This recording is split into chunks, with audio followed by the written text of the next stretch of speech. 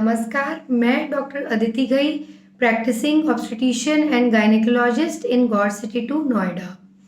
आज हम बात करेंगे पोस्ट कोविड कफ के बारे में। बहुत सारे लोगों के हमें मैसेजेस आए, व्हाट्सएप आए कि they want information on this topic. Post Covid weakness के बारे में तो हमने डिस्कस कर लिया है, अब हम बात करेंगे पोस्ट कोविड कफ के बारे में। तो आइए पहले जानते हैं ये पोस्ट कोविड कफ कितने प्रकार का होता है और ये क्यों होता है। तो पोस्ट कोविड जो कफ हो रहा है, बहुत सारे लोगों को ड्राई कफ हो रहा है। ड्राई कफ मतलब कोई भी खांसी जिसके साथ बलगम या फ्लेग्म ना आता हो। और दूसरी तरह का कफ जिसको हम प्रोडक्टिव कफ कहते हैं, उस कफ में आपको बलगम खांसी के साथ साथ आती है। जो ड्राई कफ है उसका मेन कारण होता है कि जो ये वायरस है ये अपर थ्रोट में मल्टीप्लाई करता है। तो आपको ऊपर इधर थ्रोट में पानी पीते वक्त, खाते वक्त या इन जनरल भी कुछ चुभन सी महसूस होती है। आपको ऐसा लगता है कि कुछ अटका हुआ है, निगलने में या पानी पीने में आपको दिक्कत लगने लगती है।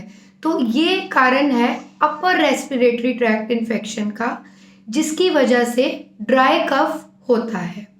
दूसरा कफ है प्रोडक्टिव कफ, जिसमें म्यूकस प्रोड्यूस होता है।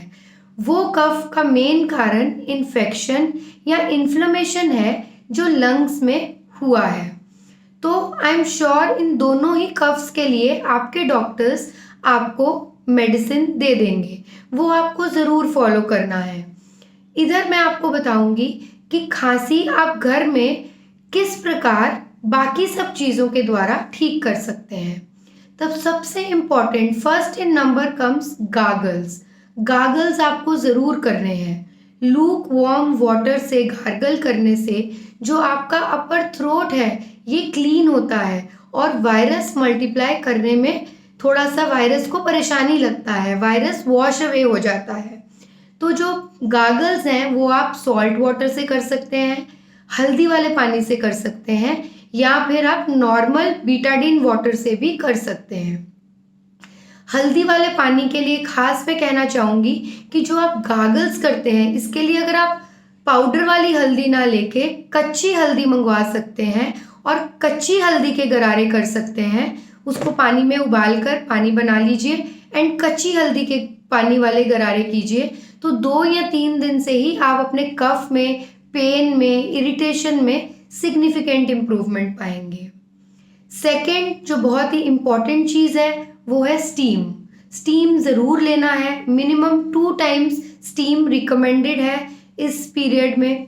स्टीम लेने का जो सबसे उत्तम समय है वो है अर्ली मॉर्निंग, जब आप सो के उठते हैं, और दूसरा टाइम है सोते वक्त। दोनों ही टाइम स्टीम अंदर जाके आपके लंग्स को फ्री करता है, जो उसमें म्यूकस पार्टिकल्स हैं उनको बाहर निकालने में मदद करता है।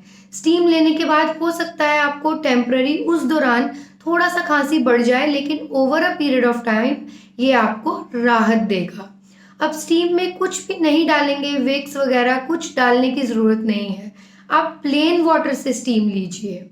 साथ ही साथ स्टीम के लिए एक बहुत इम्पॉर्टेंट चीज़ जो है, हमें लॉन्ग समय तक स्टीम नहीं लेना है, that is 15-20 minute continuous steam नहीं लेते रहना है। 3-4 मिनट स्टीम लेना सफिशिएंट है। थर्ड जो बहुत ही इम्पॉर्टेंट पॉइंट पेशेंट्स को ध्यान रखना है, जो सूखी खांसी से या गीली खांसी से संक्रमित है, वो है अपना हाइड्रेशन मेंटेन रखना है। पानी खूब पीना है। पानी अगर आप दिन भर में ल्यूक वार्म वाटर ले सकते हैं तो वो आपको ज़रूर फ़ायदेमंद साबित होगा। यहाँ पर फिर से मैं हल्दी वाले पानी का इम्पोर्टेंस बताना चाहूँगी। हल्दी वाला पानी, कच्ची हल्दी वाला पानी आप अगर दिन में 1 से 2 गिलास गर्म पानी ले लेते हैं तो आपका गला नो डाउट थोड़ा सा क्लियर होगा वायरस से। साथ ही साथ हल्दी एंटीसेप्टिक है, तो आपको ये वायरस फ्री होने में जल्दी हेल्प करेगा। अगर पोस्ट कोविड आपको कफ है तो आपको हल्दी वाला पानी ज़रूर लेना है, उससे आपके गले में नो डाउट राहत मिलेगी। नेक्स्ट जो बहुत ही इम्पॉर्टेंट चीज़ हम इग्नोर बिल्कुल नहीं कर सकते हैं, that is yoga and breathing exercises. Yoga और ब्रीदिंग एक्सरसाइजेस जिसमें प्राणायाम का खास महत्व बताया गया है। जब हम एक्सरसाइज, इसके बीच में फंडामेंटल क्या है कि जब हम ब्रीदिंग एक्सरसाइजेस करते हैं तो जो लंग्स के एकदम टर्मिनल पार्ट्स हैं जिसको हम एल्वियोलाई कहते हैं, उधर तक भी आपका फ्रेश एयर जाता है, जिससे कि लंग हेल्थ मतलब एक एक लंग का हिस्सा जो आपको कार्बन डाइऑक्साइड को ऑक्सीजन में कन्वर्ट करता है, उसको आप फ्री करते हैं, उसकी आप हेल्थ इम्प्रूव करते हैं, उससे टॉक्सिन्स वॉश आउट होते हैं जब आप डीप ब्रीदिंग एक्सरसाइजेस करते हैं। नेक्स्ट जो मैं बताना चाहूँगी आपको, जो बहुत सारे पेशेंट्स को फ़ायदेमंद भी साबित हुआ है, that is garlic ginger and honey का पेस्ट बना के, जिंजर को आप हल्का सा कूट लीजिए, उसको तवे पे हल्का सा गर्म कर लीजिए, अगर आप नहीं भी करते हैं तो इट्स ओके। उसमें 1 या 2 ड्रॉप्स हनी शहद के डालकर अपने दांत में, इधर पीछे वाले दांतों में रख लीजिए, और उसका जो रस है वो आप 2-3 घंटे तक चूसते रहिए। इससे बहुत सारे पेशेंट्स को ड्राई कफ में राहत मिली है। जब आप ये करेंगे तो आप खुद भी सिग्निफिकेंट इम्प्रूवमेंट पाएंगे ड्राई कफ में विद इन 2 to 3 days। आप गार्लिक पेपर भी यूज़ कर सकते हैं, पेपर हनी भी यूज़ कर सकते हैं, प्लस क्लोव्स अपने दांतों में रख सकते हैं, उससे भी आपके खांसी में राहत मिलती है। नेक्स्ट जो बहुत ही नेक्स्ट इम्पॉर्टेंट चीज़ आपकी आती है, दैट इज़ नेबुलाइज़र या लोसेंजेस। ये ज़रूर आपके डॉक्टर्स आपको बता देंगे नेबुलाइज़र कब लेना है, किस खांसी में लेना है, लेना भी है या नहीं लेना है। लोसेंजेस मतलब ये छोटी छोटी टैबलेट्स होती हैं जिनको अगर आप चूसते हैं तो आपकी खांसी में काफ़ी आराम मिलता है।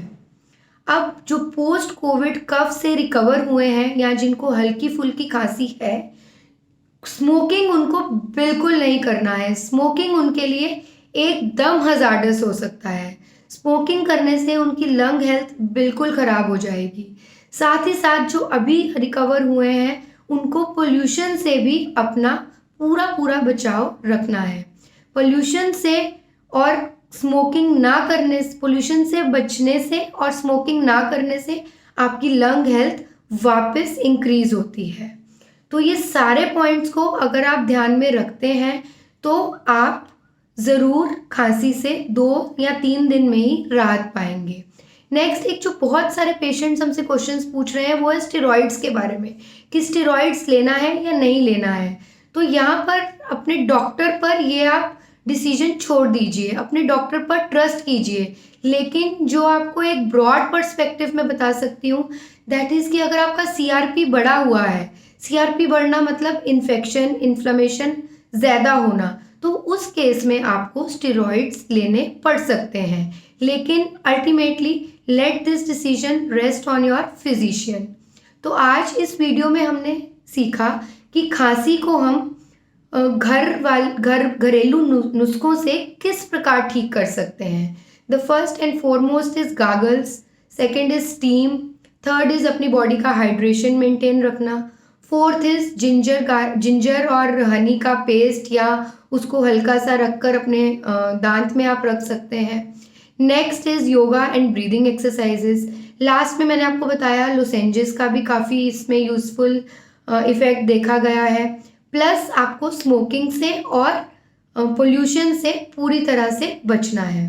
आपके मन में कोई भी क्वेश्चन हो तो आप नीचे लिखे कमेंट्स में मुझसे ज़रूर पूछ सकते हैं। और साथ ही में मैं होप करती हूँ ये वीडियो आपके लिए हेल्पफुल रहेगी।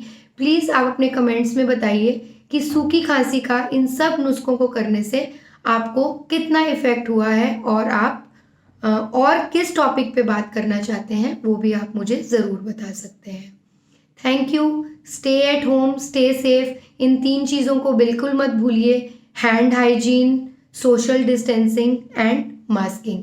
मास्किंग के बारे में मैंने आपको लास्ट वीडियो में एकदम डिटेल में बताया है। Please go through that video. Ultimately जो आपको कोविड से बचाता है that is mask. So please अपना मास्क सही ढंग से पहनिए एंड घर में रहिए, सुरक्षित रहिए। Thank you.